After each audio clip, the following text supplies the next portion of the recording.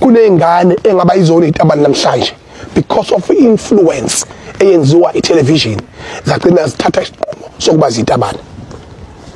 Iqiniso lelo. Njengoba nathi silwela ubhinqa bethu, salwela ubuzulu bethu, saboshwa ema-airport, salwa salela imqhele silama hawu. Wagcina usuligugu ubuqhele, salela ubhinqa bethu. Create isizwe samabhinqa ngoba siphila namhlanje. It's because of the influence I have to the society. Ingane zethu zingamabhinqa ngisho ezikoleni niyayibona ukuthi umntwana ophinda ngene washiya mina ngiyawenza kumsebenzi namanje ke ngiqinisile ke ngithi kini ngeke sikuvume lokho. Ucabanga ukuthi yonke lento eyenzakalayo iqiniso? Never. Njengamanje ngithi mina njengomongameli wamabhinqa, all the Zulu people wherever you are, hlanganani isiqiniseko sokuthi sakuvikela ngokwethu. Ngizohamba ngiye kwaShembe ngibike ukuthi before any mess begin abahambe beproject yonke lento ehambisana nosikompilo lwenkolo yabo yakwaShembe. Ngiphinde ngiye eNdlonkulu khulume nesilo ukuthi bayethe asifaka amaphepha ngoba izwe liphethwe ngomthetho sisekelo sivikele imvunulo yethu ozotholakala igqoke umthetho noma kanjani abe necala njengoba kwenzeka ngokomthetho wemilitary law. Amasosha awunalo ilungelo lokugqoka imvunulo iuniform yamasosha noma ikanjani ungelona isosha. Awunalo ilungelo lokugqoka iuniform yamaphoyisa ungelona iphoyisa. Nathi ke asikhuleni manje senze izinto ngokomthetho siphinde senze izinto nangokosiko. Inkani soyifica phambili imgodoyi le itabane njengoba ilunywa nje lunywa umhlume eyalunywa ilunywa umhlume eyalunywa ulunywa umhlume uyalunywa itabani zilunywa umhlume eyalunywa zilunywa umhlume ziyalunywa lemgodoyi yezitabani eyalunywa ilunywa umhlume imsumi yezinja eyalunywa ilunywa umhlume eyalunywa injola nje. Uyabona ngitshela iqiniso ke mina lonke neqiniso lonke ngeke nilunge bafana bakithi ngeke nilunge. Yabona logcina ngawo uhulumeni lona enimchaphazayo naye futhi ohambe vumela wonke amalungelo asangene asangene uhulumeni evumela amalungelo asangene ukuthi anika amalungelo awahafu athuka lapha anikeze ilungelo lokuthi nina nisemthethweni. Emveni kwalokho akayenza inhlobo into eyiqiniso lokuthi anakhela uhlula kunakhela amabhoshi aninawo amabhoshi weitaba into yokuqala into yodwa lento le la ningilunge kumsulisa ngalunge intombo la kimi ngalunge nani niyazi futhi deep down ngizwe nomlando kamchunu okusho ukuthi ungizwe mayethi akubulawa itabane izinqunywe zicoshwe zihambe zekwelinye izwe kusho upresident. Awukwazi ukuqala inkulumo enjalo uma ingakuphazamisi ngendlela ejulile. Lento kusho ukuthi ungizwe useyayibona ukuthi izomjambisa uzozavela ukuthi naye omunye wabo ngcono banqunywe noma bahambe ngoba uyayinyanya lento. Sekoze kuphuma ivideo yakhe enza amanyala uzogcina ejapha ukuthi naye omunye weyitabane ngoba akekho umuntu ongakhuluma into ebuhlungu kangaka. Afuna kunqonywe izingane zabafazi, afuna kunqonywe izingane zabantu, athi abantu abathuthe. Kusho ukuthi isisodwa isitabane sosale eSouth Africa uyena. Ngeke phela ikuphazamisa kanjani nje konje impilo yomunye umuntu. Ikuthinta nje impilo yomunye umuntu ngeke ngizwe okusho ukuthi isitabane sosala mfoka mchunu la sisodwa uwena. Ngoba phela manje uyabona ukuthi bazokujambisa uzogcina uvela ukuthi kahle kahle bayakuchaza. Ayizikhona nazo mana zinhle ingane zabantu la ngaphandle uzofunga ukuthi umfazi impela ziyakuchaza ziyakunyakazisa uyayihalela. Manje usukhathele ukubahalela uyabona ukuthi uzokhubeka noma mhlawumbe usuke wakhubeka uzogcina ujamba ngcono banqonye ayi ngazo sidakela wena akama kancane isicefe. guys, like for me, when I think of Ngizwa Mchunu, I just think of someone like Umam Kopozi from Hlalapapa Fileo. Like, I think of Iskaza, you know, like, just a thing, like a jester, you know, the local person,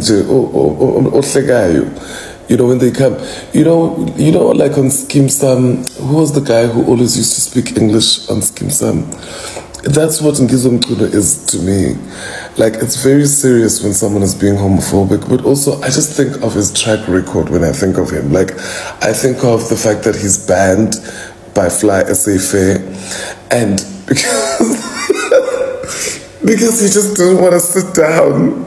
Like, this is a person who absolutely exercises his free will.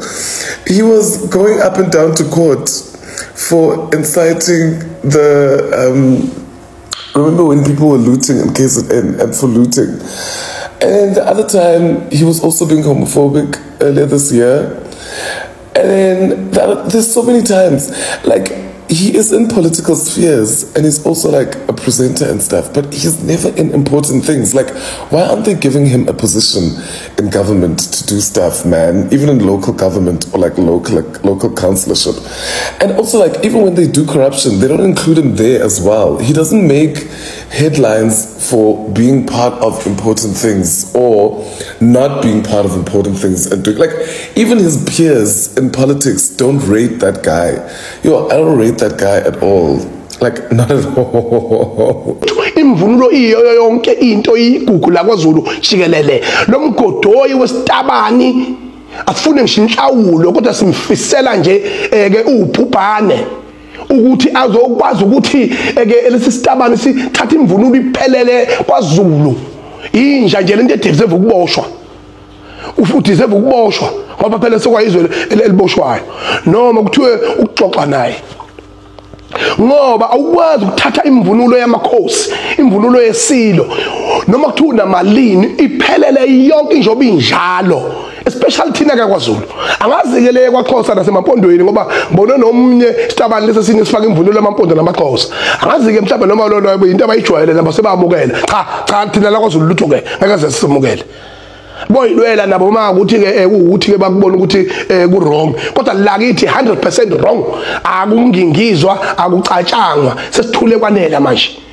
hambani nekulumeni wena nikhompozele yena imvunulo uma ngabe ngisho kuma fashion shows if une designer ethizwe icreative wayipatenta lo designer yakho ibelonga kuwena lo design namalungelo ayo sinamalungelo emvunulo thina njengoZulu sinamalungelo okuvikela into eyisasa lethu neqiniso lethu yabona nanje ngoShembe njengoba uShembe khona nje ngeke ayivumele ukuthi kutholakale umNazaretha umuntu evunule wasefaka umNazaretha bese enza noma yini avunule ngemvunulo kaShembe bese enza noma yini ewuhlobonga newucindezela phansi isikompilo lenkolo yakwaShembe ngeke amaNazaretha ayivumele leyo nto nathi ke siwuZulu sithi ngeke siyivumeke leyo nto itabani kade zasiqala kade lemsuni ezinja itabani ekwazi ukuthi zithatha imvunulo yethu manje yabona manje besithule sibekezele yabona manje senikhwelana ngayo ke manje ke ngithatha imqhele